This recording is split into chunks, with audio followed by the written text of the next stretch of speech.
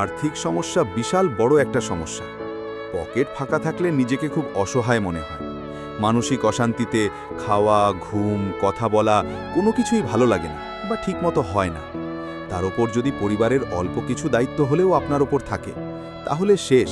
আপনি দুশ্চিন্তা করতে করতে বিশাল বড় একটা মানসিক চাপে পড়ে যাবেন। আর্থিক সমস্যা নিয়ে ভেতর থেকে শান্তিতে থাকা যায় না।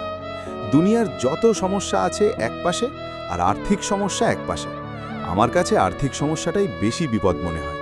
কারণ টাকা শুধু কাগজ নয়, এটা প্রয়োজনের নিরাপত্তা। অসুস্থ হলে চিকিৎসা, সন্তানের পড়াশোনা, বাবা মায়ের ওষুধ, সংসারের বাজার সবকিছুর পেছনে নীরবে দাঁড়িয়ে থাকে এই টাকা। যখন হাতে টাকা থাকে না, তখন স্বপ্নগুলোও যেন ছোট হয়ে যায়।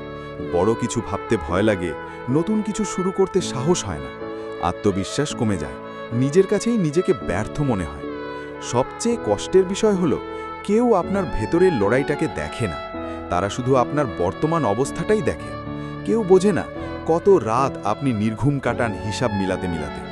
বাইরে হাসি থাকলেও ভেতরে চলতে থাকে অস্থিরতা। মানুষ ভাবে আপনি চুপচাপ, অথচ আপনার নীরবতার ভেতরেই চলছে হাজার চিন্তার ঝড়। তবুও জীবন থেমে থাকে না। এই আর্থিক কষ্টই মানুষকে সবচেয়ে বেশি পরিণত করে, দায়িত্বশীল করে, শক্ত করে তোলে।